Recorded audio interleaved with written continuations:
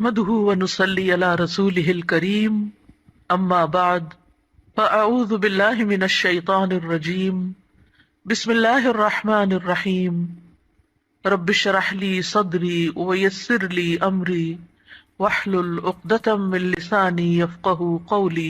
اللہ تعالیٰ نے انسان کو جن بڑی بڑی نعمتوں سے نوازا ہے ان میں سے ایک نعمت اولاد کی نعمت ہے۔ قرآن حکیم میں اولاد کی ولادت کا ذکر ایک خوشخبری کے طور پر کیا گیا ہے۔ ارشاد باری تعالیٰ ہے، یا زکریا انا نبشرک بغلام اسمہ یحییٰ لم نجعل لہ من قبل سمیا۔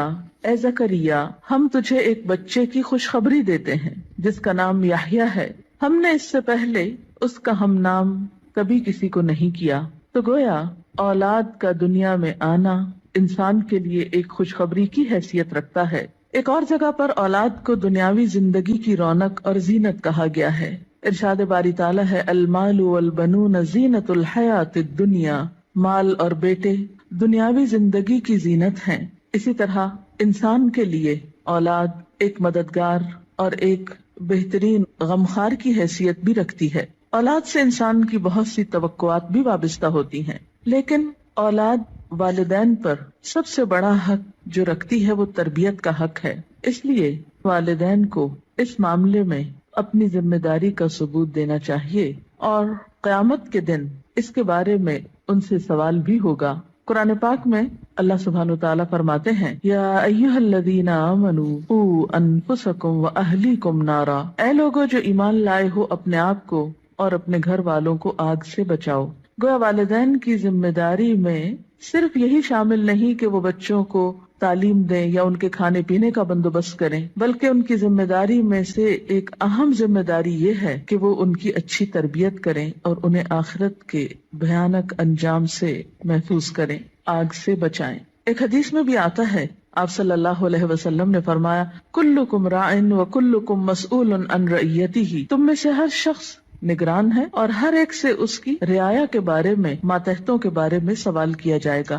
فالمرأۃ راعیۃ فی بیت زوجہا، اور عورت اپنے شوہر کے گھر میں نگران ہے، یعنی صرف باپ سے نہیں، ماں سے بھی پوچھا جائے گا کہ اس نے اپنے بچوں کی تربیت کیسے کی۔ اس لیے ہم دیکھتے ہیں کہ انبیاء علیہم السلام اپنی اولاد کے بارے میں ہمیشہ فکر مند رہے۔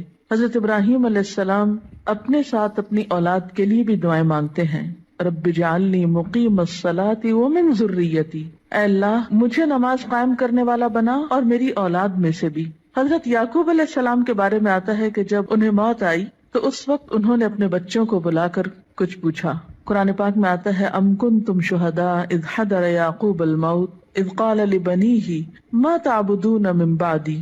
کیا تم لوگ اس وقت حاضر تھے جب یعقوب علیہ السلام کے پاس موت حاضر ہوئی تو انہوں نے اپنی اولاد کو کہا کہ میرے بعد تم کس کی عبادت کرو گے؟ انہیں اس بات کا فکر نہیں تھا کہ وہ کھائیں گے کہاں سے یا رہیں گے کہاں پر، انہیں فکر یہ تھا کہ میرے بعد ان کی عبادت اور ان کی دین پر چلنے کی حالت کیسے ہوگی۔ اس لیے والدین کے ذمہ یہ بہت اہم کام ہے کہ وہ اپنے بچوں کی آخرت کی فکر کریں۔ اس لیے بچے کی تربیت کا اہتمام اس کی پیدائش کے ساتھ ہی بلکہ اس سے پہلے ہی شروع کر دینا چاہیے۔ بچہ جب ماں کے پیٹ میں ہوتا ہے تو اس وقت وہ ماں کے خیالات اور ماں کی عادات سے متاثر ہو رہا ہوتا ہے۔ اس موقع پر والدین کو خاص طور پر نیک اولاد کے لیے دعا کرنی چاہیے، جیسا کہ قرآن پاک میں آتا ہے، رب ہب لی من لدنک ذریۃ طیبہ۔ اے میرے رب، مجھے اپنے پاس سے پاکیزہ اولاد عطا کر۔ پھر اسی طرح بچے کی پیدائش پر، خواہ وہ لڑکی ہو یا لڑکا، خوشی کا اظہار کرنا چاہیے،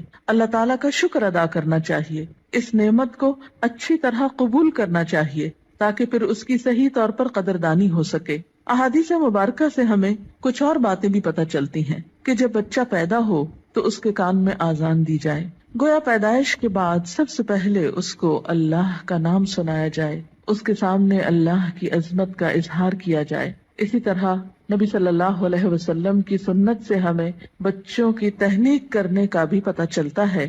تہنیک سے مراد یہ ہے کہ کھجور چبا کر بچے کے تالو پر لگائی جائے، کیونکہ بچہ سب سے پہلی خوراک جو اپنے منہ میں لے کر جاتا ہے اس میں بھی خوراک دینے والے کی شخصیت اور عادات کے اثرات منتقل ہوتے ہیں۔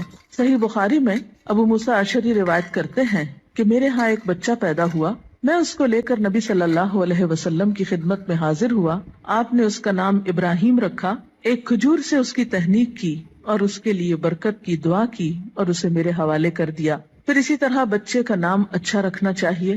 نام ایسا ہو کہ جس کا مطلب بھی اچھا ہو، تاکہ بچہ جب پکارا جانے پر اپنا نام سنے تو وہ اچھے لفظ کو بار بار سنے. ایسا نام نہیں رکھنا چاہیے کہ جس کا پروننسیشن، تلفظ یا معنی اچھا نہ ہو. اسی طرح نومولود یعنی نئے نوزائیدہ بچے کے بارے میں یہ حکم بھی دیا گیا ہے کہ ان کے ولادت کے 7ویں دن ان کے بال منڈائے جائیں.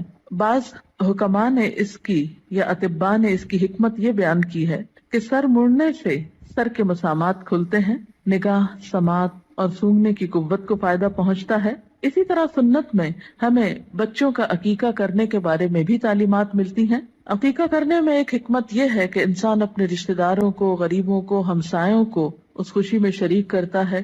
اس موقع پر ان کے لیے گوشت بھجواتا ہے، یعنی عقیقے کے جو بکرے ہیں ان میں سے. پھر اسی طرح بچپن ہی سے بچوں کے ساتھ محبت اور شفقت کے ساتھ پیش آنے کا حکم ہے. بچہ صرف غذا کا ہی محتاج نہیں ہوتا، محبت و شفقت اور کیئر کا محتاج بھی ہوتا ہے. نبی صلی اللہ علیہ وسلم کا ارشاد ہے، جو ہمارے بچوں پہ شفقت نہ کرے اور ہمارے بڑوں کی عزت نہ کرے وہ ہم میں سے نہیں. پھر آپ دیکھیے کہ تربیت میں صرف محبت و شفقت ہی کافی نہیں ہوتی، بلکہ اس کے ساتھ ساتھ بچوں کو ڈسپلن سکھانا بھی بے حد ضروری ہوتا ہے. پھر یہ ہے کہ بچوں کی تربیت کے مختلف پہلو ہیں. ان کی تربیت میں ان کی ایمانی تربیت، اخلاقی تربیت، جسمانی تربیت، عقلی تربیت، نفسیاتی تربیت،